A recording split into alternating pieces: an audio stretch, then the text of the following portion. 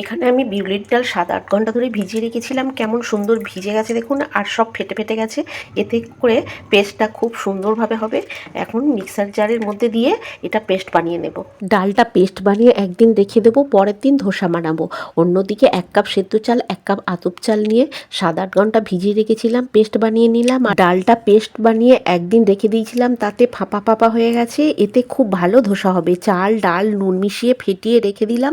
অন্যদিকে চাটনি বানিয়ে নেব। পেঁয়াজ রসুন আদা কাঁচা লঙ্কা কারি পাতা টমেটো বিউলির ডাল ছোলার ডাল সমস্ত উপকরণ ভেজে 1 মুঠো ভাজা ছোলা দিয়ে পেস্ট বানিয়ে নেব।